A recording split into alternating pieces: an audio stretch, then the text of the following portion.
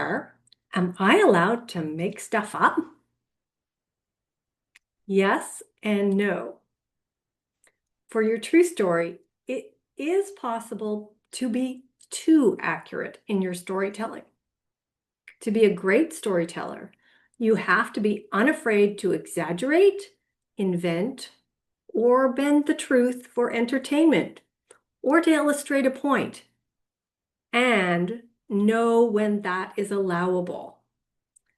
There is truth with a small t and truth with a capital T, meaning there is an underlying big T truth in our creative flourishes which override accuracy. Accuracy is better for bowlers and accountants, not storytellers. In this video are 5 critical points you need to know. Hi, I'm Kathrin Lake, author of How to Write an Enthralling Memoir Using Fiction Techniques. Welcome to my writing tips. I have helped many people write their memoirs. When it is your own story, understanding these 5 points can help you craft your story so it is not only true, but so people will gobble it up and recommend it to others. First point we have to understand is perspectives versus facts. What is the truth and what are facts? These are big issues these days, so worth reviewing. When creating a true story, one must ask, whose true story is it? Who is the storyteller? Because whoever it is, that is the perspective or point of view, not necessarily the truth. Let me give you an example to distinguish what are perspectives and what are verifiable facts. There is a wedding, and let's say approximately 200 people have attended.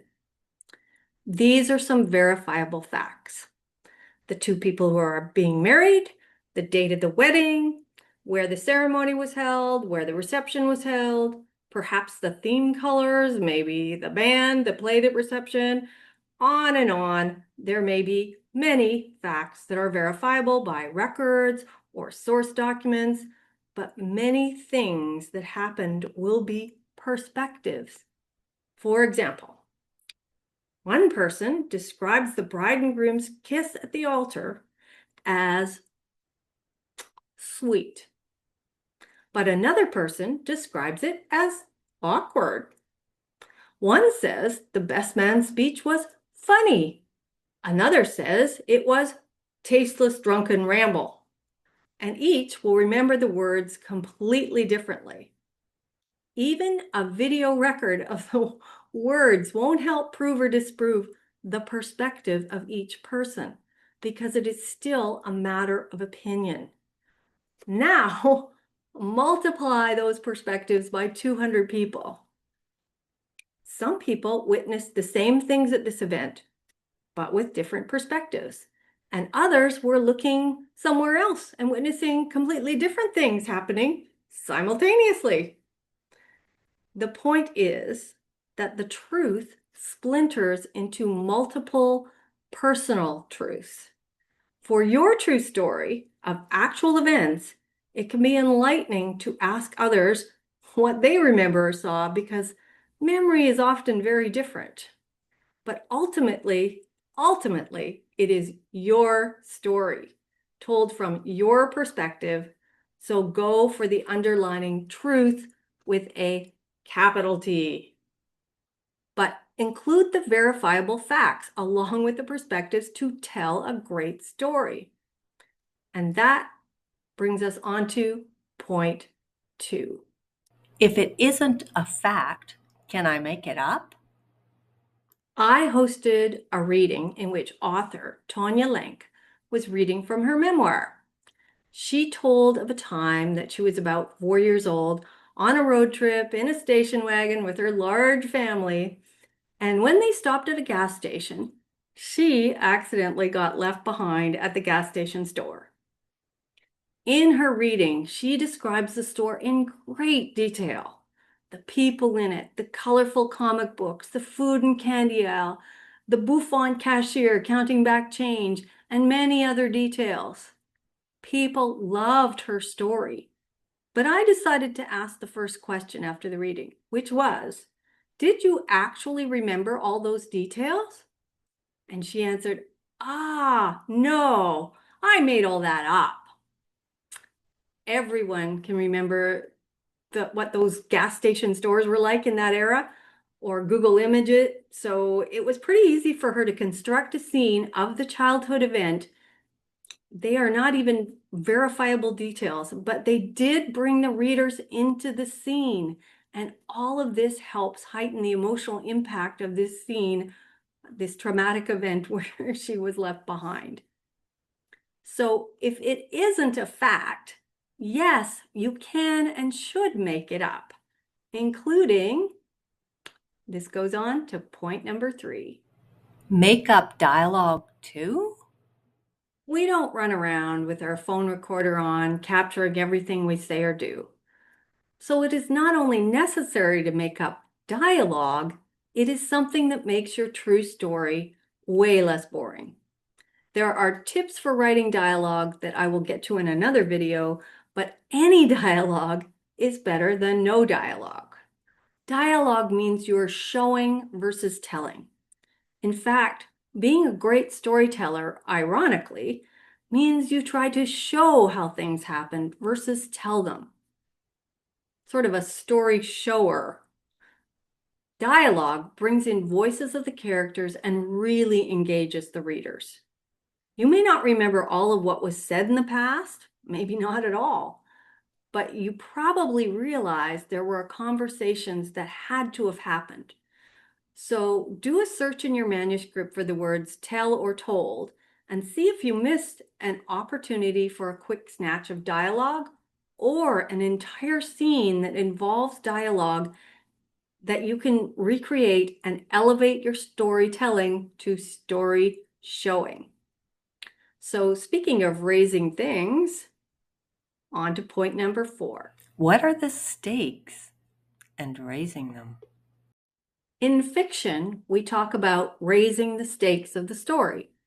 In other words, what is at risk in the story for the main character?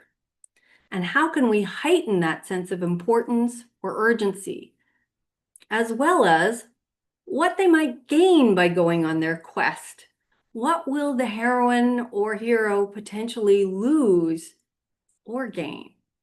What is at stake? I often stop my memoirists when I see that in their story they are on some sort of quest or after something and ask, what would have happened if you didn't get that thing? What was at risk? Would you have been kicked off the team, considered going back home, choose a more boring path? You can raise the story up by underlining or exaggerating all the things that were at stake for you and therefore make your story more powerful.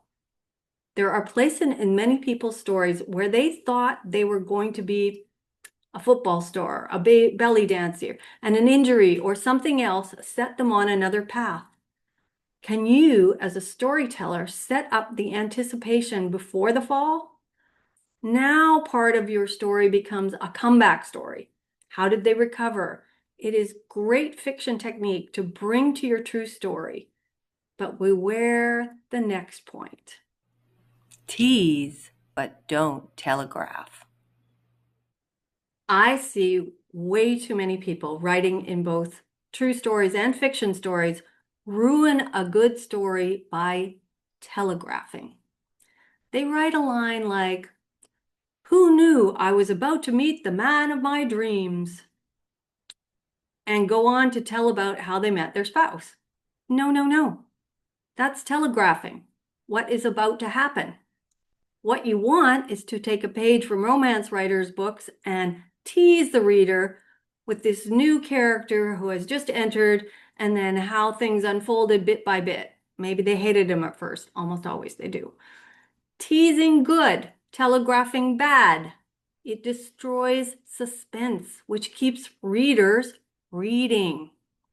For example, I made a writer change this line that started the chapter.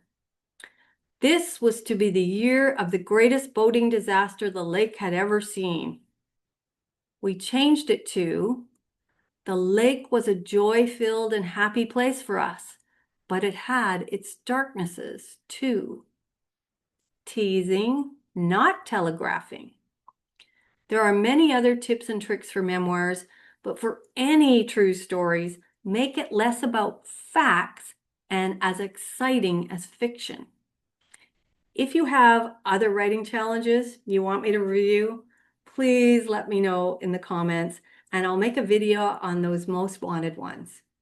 Now, go forth and write. Subscribe to this channel for more writing tips and be sure to check out our free ebooks and affordable online writing courses at victoriaschoolofwriting.com.